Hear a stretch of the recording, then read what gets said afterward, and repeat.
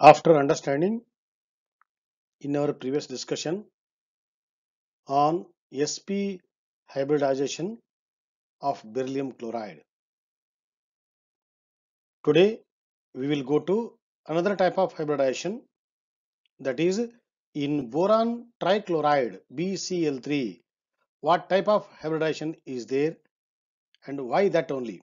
Okay, there in the case of beryllium chloride, beryllium underwent hybridization and chlorine made bond with hybrid orbitals of beryllium. And today in BCl3, B will undergo, boron will undergo hybridization, and with the hybrid orbitals of boron, chlorine comes and makes a stable bond. So I welcome you all to understand what type of hybridization is there in boron trichloride. Boron, atomic number 5, configuration 1s2, 2s2, 2p1. Here I have written outermost 2s2, 2p1. Okay. Now it is only one electron in the 2p orbital. So this will alone will not undergo hybridization. Therefore, we want something extra to be done for the boron. For this purpose, we will promote one of the 2s electrons to empty 2p orbital. Okay. So one of the 2s electrons will be promoted to one of the 3 orbitals of 2p here. Okay. Now you can see this is normal. This is after the promotion. Now 3 are unpaired. Okay, these three, which are these unpaired?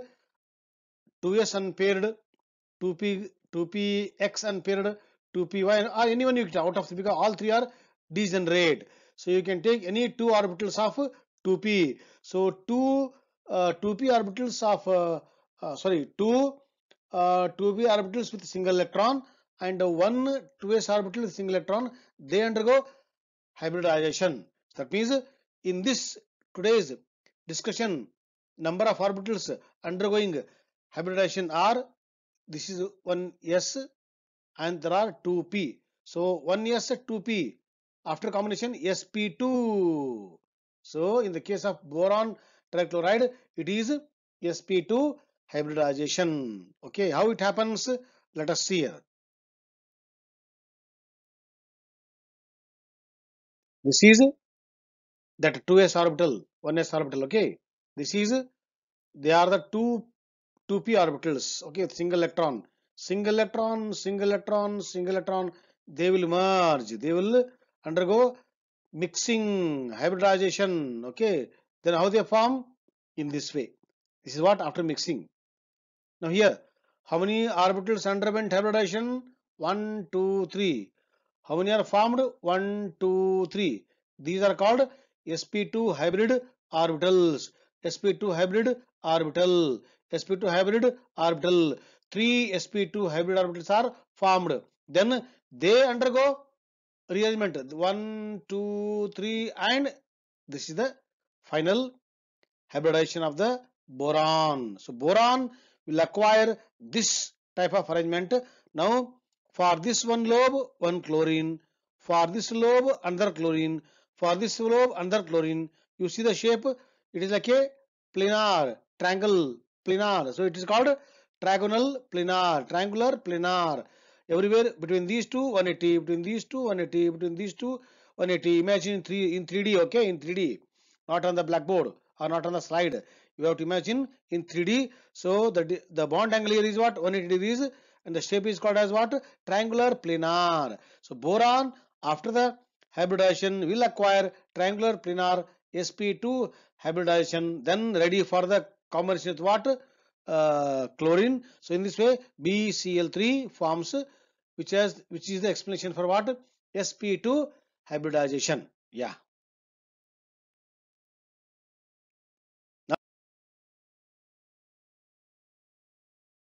More type of hybridization. For this, I have taken example of what? Example of methane. In the methane, it is the carbon which is undergoing hybridization. Okay, carbon 1s2, 2s2, 2p2. Two unpaired electrons in the 2p. Now this is Khali, Khali, okay. Now let us promote one of the 2s electrons to the empty 2p orbital. So after the promotion, this is the new electronic configuration. 1s2, 2s1, 2p1, 2p1, 2p1 in all the three axes. So there are four unpaired electrons. From this we can explain why carbon behaves tetravalent, four valency. So here are the four unpaired electrons available, where one unpaired in the 2s, one unpaired in the 2p, one more in the one more 2p, one more 2p. So three 2p and one s. That means if the carbon wants to undergo hybridization, it has to undergo between which two orbitals? One is s orbital, namely 2s, and three p orbitals, 2p orbitals. So totally one s orbital and three p orbitals together they mix sp3. One s, 3p, sp3. So carbon in methane undergoes sp3 hybridization.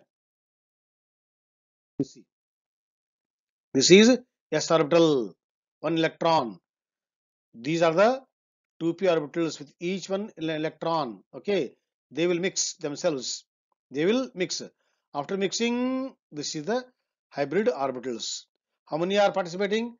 1, 2, 3, and 4. How many are formed? 1, 2, 3, 4. So these are called 4 sp3 hybrid orbitals. Now they will orient in space in such a way that, keeping in mind least repulsion. So after the orientation that all maintain. So finally they will acquire this shape. This is what sp3 hybrid orbitals of carbon, which is the shape is given like what? Tetrahedral geometry. Tetra, excuse me, means four. Hedral means corner. So four cornered hybridization. Okay, so now ready for the bonding with hydrogen. Here comes one hydrogen, here comes second hydrogen, third hydrogen, fourth hydrogen. Okay, so after joining the four hedrals of the this shape, we get like a kite. Okay, so it looks like a kite. This is called what? Tetrahedral. So in this way, methane forms with 109.5 degrees. This is called tetrahedral shape for methane, and it has carbon has undergone sp3 hybridization. That means depend upon the type of the mixing, we classify hybridization into three categories: sp, sp2, sp3. Okay. Now after the sp3 hybridization in the case of methane, now we will go for two more examples where that also undergoes sp3 but not pure sp3. It is slightly disturbed sp3. How disturbed? Please see this example. This example I have taken ammonia NH3. So for this N has to undergo hybridization, central atom hybridization. Okay. So N, atomic number of nitrogen, how much? It is 7. 1s2, 2s2, 2p3. 1s2 I have not shown here. 2s2, 2p3. Okay. So three unpaired electrons are there, right? Okay. This also undergoes sp3 only. So this is s orbital and p orbitals. These will mix here. Okay. They will mix and undergoes sp3. But the interesting point is here what? Three unpaired electrons are there in the what? In the 2p only, but not in the 2s. 2s is a paired. That means though 2s orbital is a paired, but still it becomes a part of the hybridization. Okay. So after the hybridization, 4 sp3 hybrid orbitals are formed. Out of 4, 3 are unpaired. They will go for the bonding with hydrogen, but this one will remain as unpaired or lone pair. That means in a nitrogen, when it has undergone hybridization and forms ammonia, that time we will find one lone pair. Why one lone pair on the nitrogen? Because this is called unhybridized orbital. It will help, it will support, it will be a part of the hybridization, but it will remain inactive. I will participate, but my role in the bonding is nil. So only three bonds are formed with hydrogen NH3, but one s orbital will remain, one sp3 will remain as a lone pair. That's why in the structure of ammonia, N with a 3 NH bond with one what? A lone pair of electron. This is the reason can be explained only by the VBT. That's why VBT is far better than previous theories. Please see the structure. Yeah, sp3, sp3, sp3, sp3, sp3, 4 sp3. Out of 4 sp3, 1 sp3 with NH, 1 sp3. It is just a part, but one lone pair is there here. This is called as lone pair of electron, where there is no bonding at all. Okay, that's why we see one lone pair on the nitrogen atom with 107 degree angle. This is not the pure tetrahedral. It is called distorted, means slight disturbance is there. Pure tetrahedral you will get only in the methane. So because this one lone pair is there, so this looks like a tetrahedral, but it is actually triangular pyramidal or simply this shape, but it is slightly disturbed or distorted tetrahedral. Let us see one more case.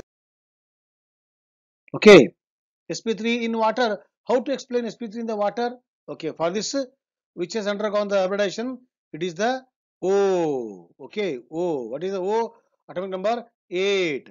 Configuration 1s2, 2s2, 2p, 4.